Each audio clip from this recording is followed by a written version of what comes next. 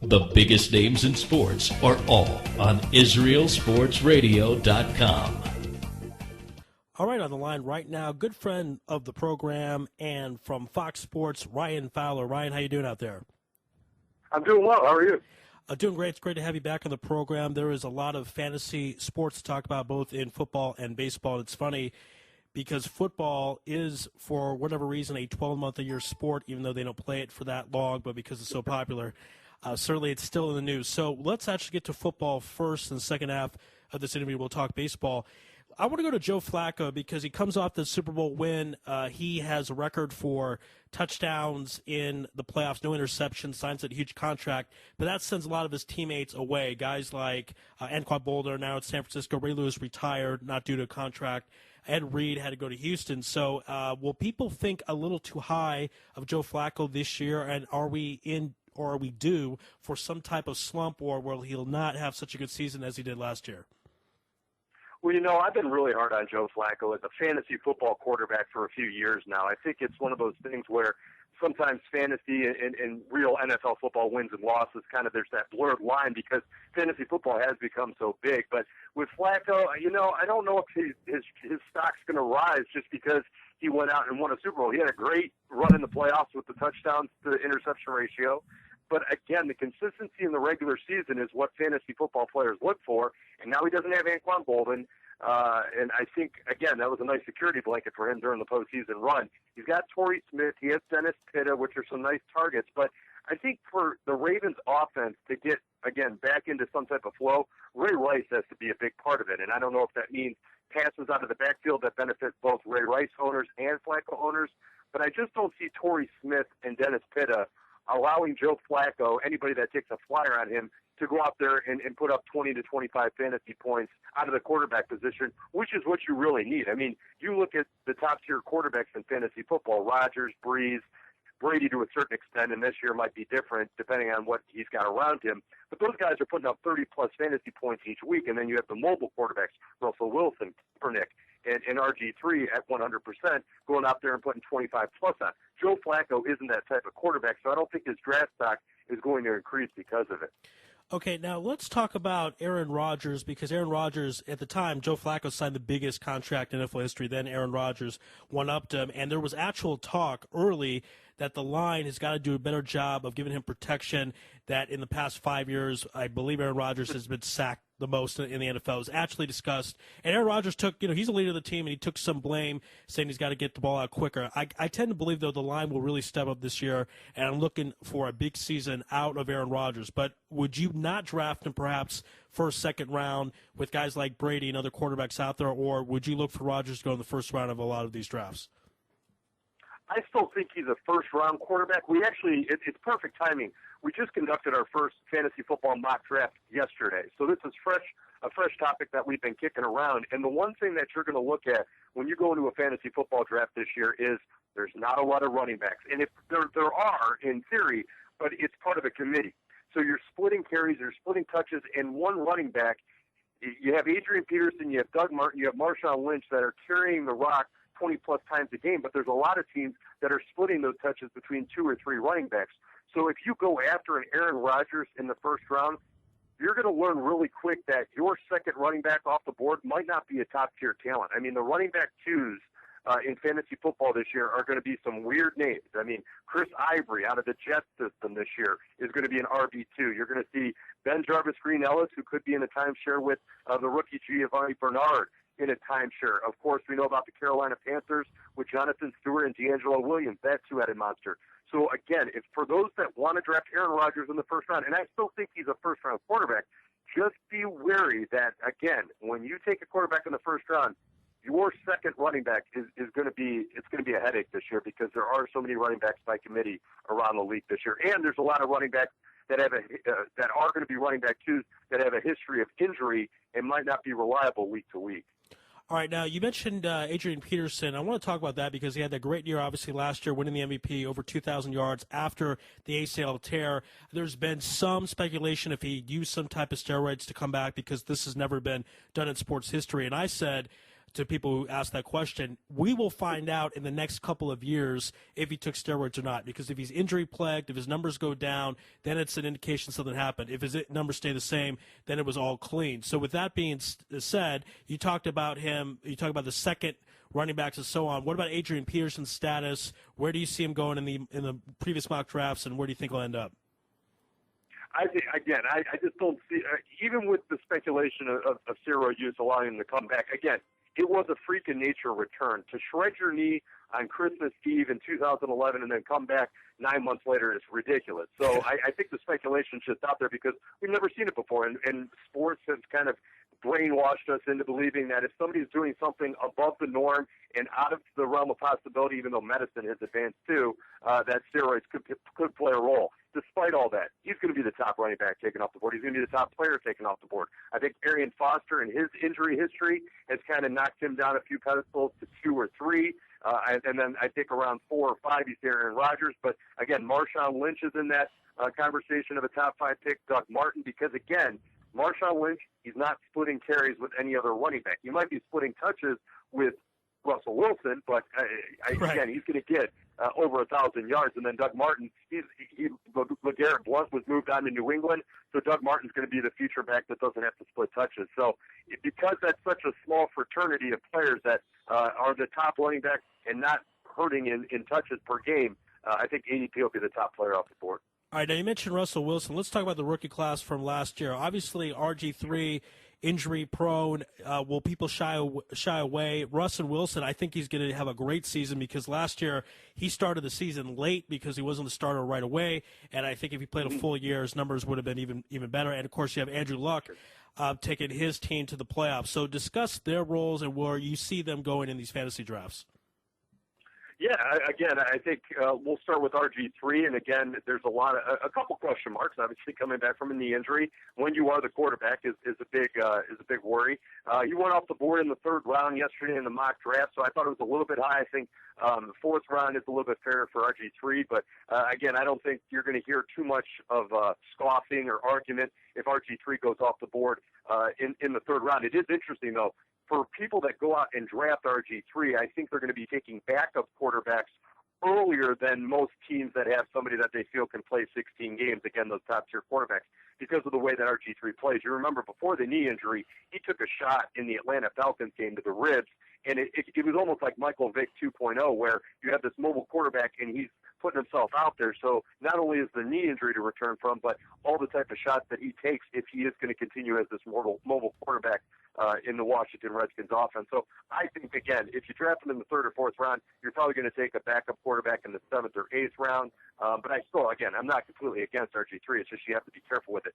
Kaepernick, I think, is going to he's going to hurt a little bit just because Crabtree is his security blanket down the stretch there is out for most of the year with that Achilles tendon. I still like Kaepernick in the 3rd or 4th round again there. Andrew Luck, I think, is a good pick in the 3rd round. Again, if he can stay on the same page as Reggie Wayne, they brought in Darius Hayward-Bay, and they still have T.Y. Hilton. And again, we didn't really see much from their tight ends last year. I think Andrew Luck's a good pick in that 3rd round. They got to get a running game going around him, though. Because he could turn into Aaron Rodgers, where because there's a lack of a running attack, he's out there passing more times than not, and defenses are keying in on that and getting to him more often than they did in his rookie year. So I like Luck in the 3rd round.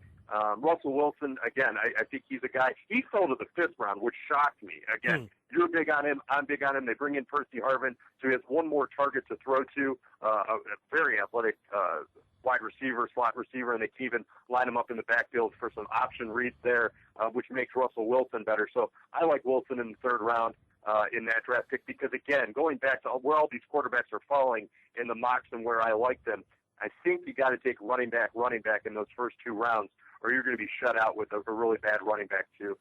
So Russell Wilson falls 5th in a lot of the mock drafts. In the NFL draft, he falls to 3rd. So this is a guy, as Rodney Dangerfield said, just can't get any respect.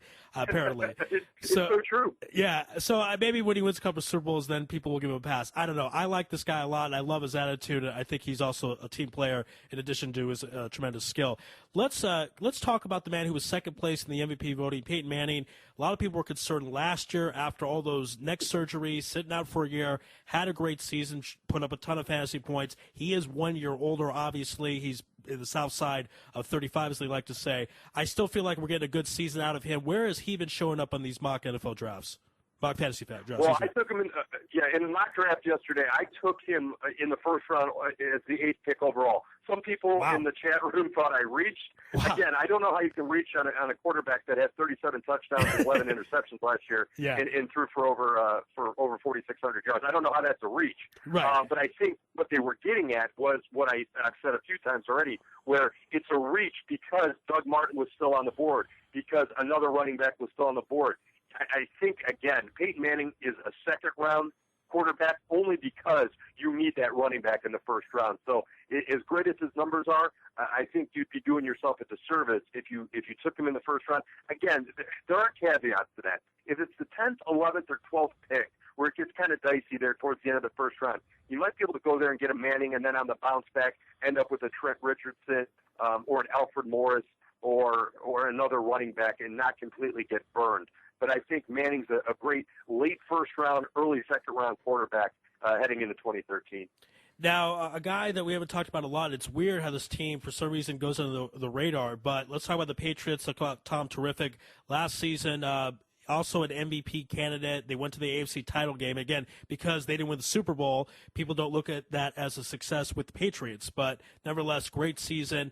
And he's still, quarterbacks, many times they're in their prime at about 35 or so, around Tom Brady's age. What do you expect from him? Where has he been showing up in these mock fantasy drafts? Yeah, it's a huge question mark right now. I'll tell you what. With the Gronkowski news that has come out the last few days, where he's reportedly needing back surgery and he's had the forearm injuries, and you look at the wide receivers around Tom Brady right now. He's got Danny Amendola, who was brought in basically in replace of Wes Welker, who jettisoned over to the Denver. But he's got Aaron Hernandez, who is again returning from injury. And that's about it from targets. I mean, Gronkowski, we'll see if he can make it back by week 1. Hernandez returning from injury. Danny Amendola, great possession receiver. Can he get in the end zone? We don't really know. So it's interesting. A month ago, I felt really confident about Tom putting up the numbers that we see year in and year out from fantasy production. Right now, I'm a little hesitant. I don't know if I'm dodging him completely because he's been able to make chicken soup out of chicken droppings in the past. Right. It's just a matter of which chicken droppings are going to be on the field, because they really don't have a wide receiver 2 right now. They cut Brandon Lloyd. They might bring him back. There's really no word on that. So that wide receiver 2 is kind of a glaring hole, even though they use Aaron Hernandez in wide receiver type situations, even though he's lining up at a tight end. It's a weird team around him, and he has been able to do great things with that in the past. But again, it could be interesting because he's getting up there in age. It'll be interesting to see how they use Stephen Ridley out of the backfield. Shane Vereen, they brought in LeGarrette Blount so he could be a vulture on the end zone. But I think, again, if Gronkowski can play 15 out of the 16 games this year, Hernandez plays the full season, and they have Amendola, I still think over 4,000 yards and around 30 touchdowns is feasible. It's just there's so many question marks right now. I would hate, and very few people do, to actually have a league draft right now, not knowing what's going on in New England. All right, last question regarding the NFL. That, of course, is going to be about my Arizona Cardinals. Larry Fitzgerald had no one throwing him the football. I probably could have done a better job than Mr. Skeldon. They get Carson Palmer. Carson Palmer, Heisman winning trophy quarterback. We know he's got the talent. He had a bit of an attitude problem in Cincinnati, forced his way out, but he's going to actually have a target to throw to Larry Fitzgerald. Larry Fitzgerald will have someone to catch it from. What type of season do you expect out of Larry Fitzgerald, and where do you see him going in the fantasy drafts? Yeah, I like him a lot. Again, I think the one thing that you look at in Arizona that indirectly impacts Larry Fitzgerald is, okay, we started with quarterback. We figured out a quarterback. Carson Palmer went up to Oakland, passed for over 4,000 yards with no receiving corps. So he was able, again, to use the phrase, chicken soup out of chicken droppings. So he comes down to Arizona. The one thing with Arizona last year, their offensive line was awful, allowed the most sacks in the league, I believe, or they were top 2. So you need that offensive line to protect Carson Palmer to have enough time to get the ball to Larry Fitzgerald. Then it's a trickle-down effect where, again, the backfield's been kind of a mess because Beanie Wells and Ryan Williams haven't been able to stay on the field the last few years. So you bring in Rashard Mendenhall. Is he the answer? No, but he might be able to open up the passing game just enough to allow Carson Palmer and Larry Fitzgerald to make sweet fantasy football love on a weekly basis. I think Fitzgerald bounces back into the top four fantasy wide receivers heading into 2013, along with Calvin Johnson, Brandon Marshall, Demaryius Thomas, that group. I think, again, Carson Palmer throwing for over 4,000 yards in Oakland was incredible. And now that Fitzgerald can make a lot of plays and help him out, I think it's a great tandem.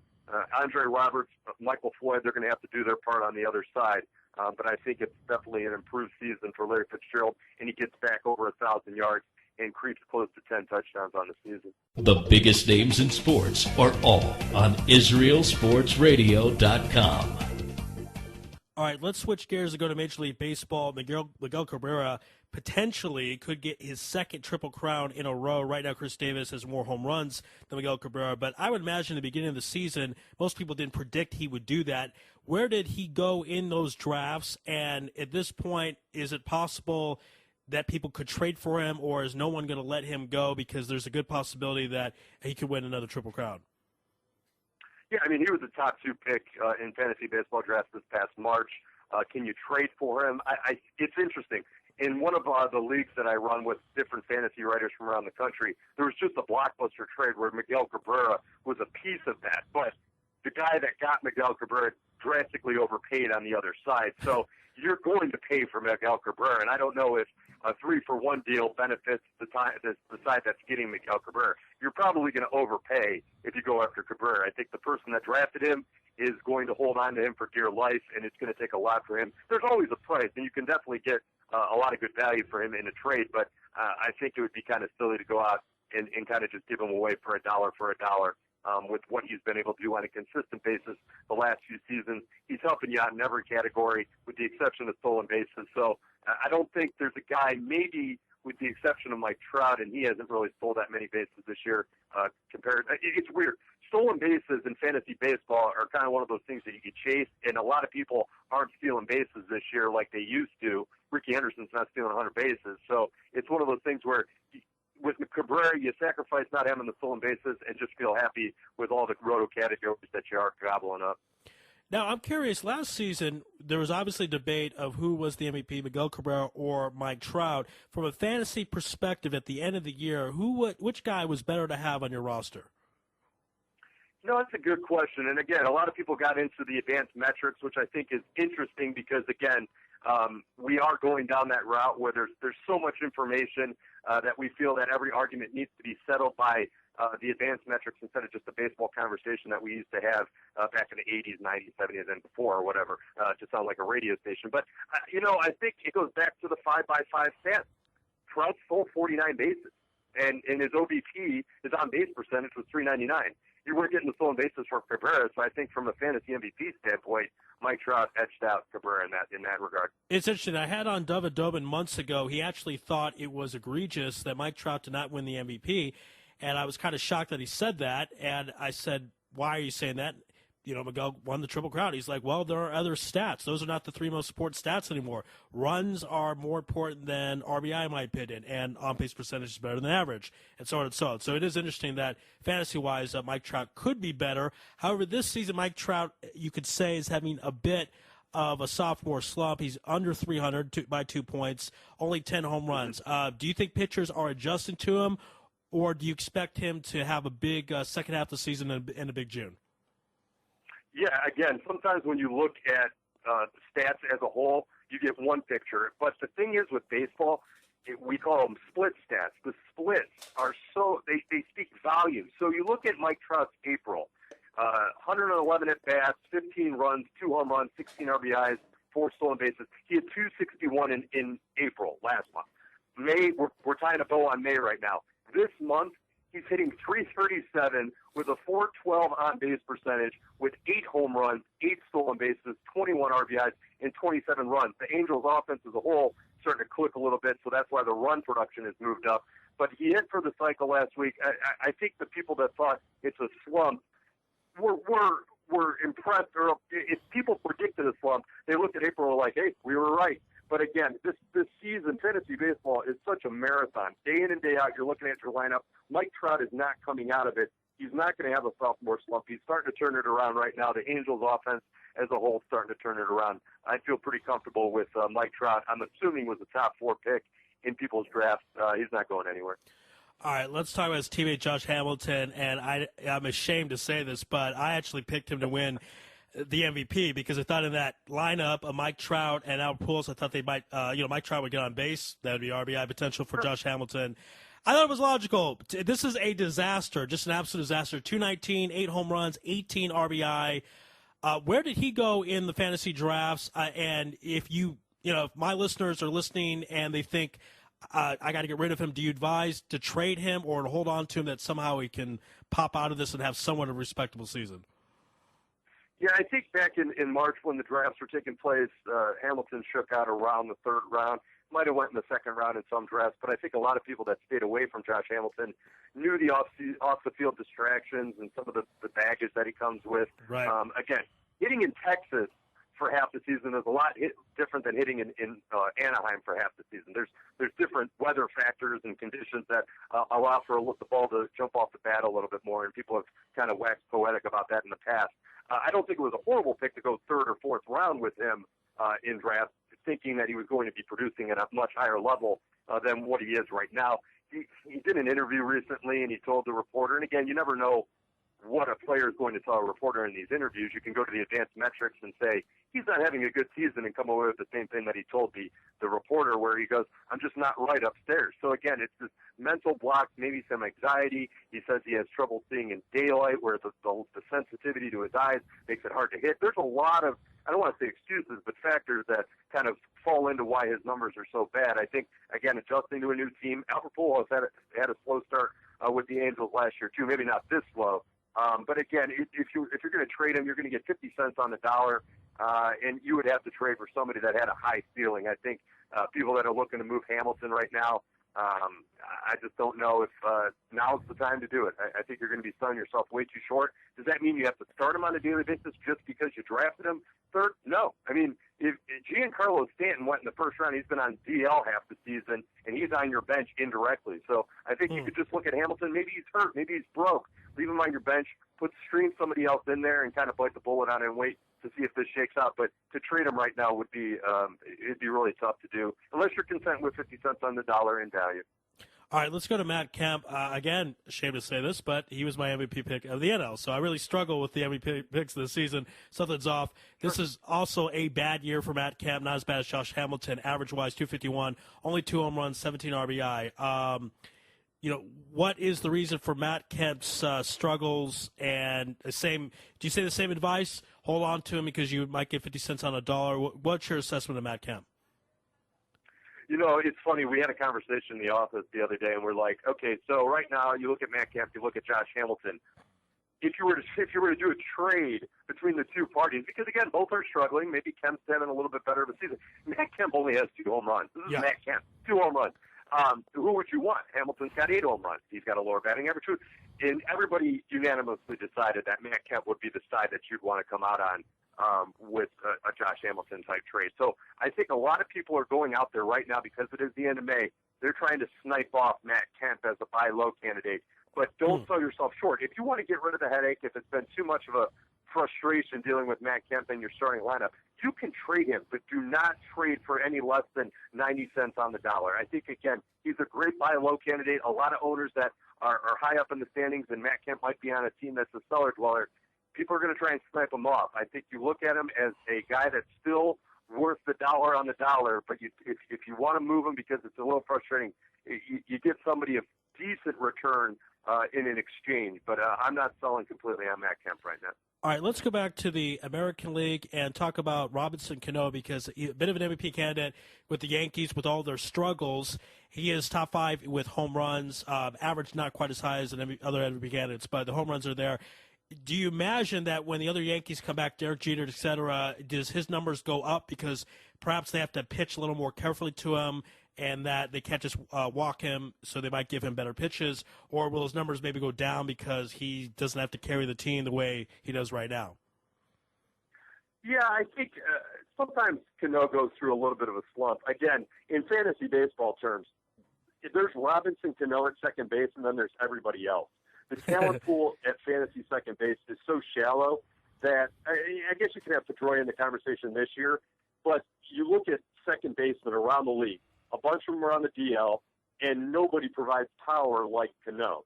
So I don't think in fantasy terms you're talking about worrying about what happens when Jeter and A-Rod and Teixeira and Uke and Granderson, when they all come back. I don't think it's going to impact Cano owners as much as you think, just because Cano is head and shoulders above everybody else at the position. Do I think he's going to hit over 310 by the end of the year? Yes. He's at, 292 right now. I think he's like a 310, 315 hitter. I think, again, he's at 13 home runs right now. If he hits 30 home runs, I wouldn't be surprised. I mean, this guy, he's helping you in so many categories at a position that does not have a lot of talent in fantasy circles and what you're trying to collect in fantasy leagues, that this guy is just top-notch. And again, why he became a top-5 pick this year. All right, and we got to talk about Chris Davis. Can't do a segment about fantasy baseball without talking about him. If it wasn't for Miguel Cabrera, he would be in the running for the Triple Crown. First in home runs and 359 average. He's second to Miguel Cabrera, and first in RBI, I believe, or he's close to Miguel Cabrera. Where at the beginning was this guy drafted that high? He's 27 years old. Last year he did not have a stellar season. I say it would be good, but where did Chris Davis go at the beginning of the season with fantasy baseball draft wise? You know, it's interesting.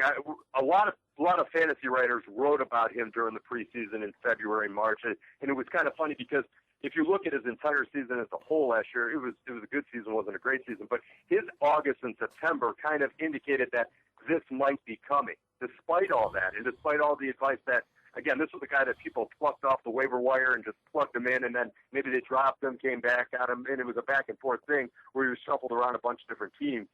His average pick was the 170th pick overall on average. Wow. So, I mean, this is a guy that a lot of people ignored. He was drafted in 90% of leagues. It was just really late. So I think, again, the 18th round isn't a lot of respect. And we knew he had the power numbers. I just don't think we knew that the average and the on-base percentage and all the ancillary stuff were going to be there. The Orioles are clicking. That helps him.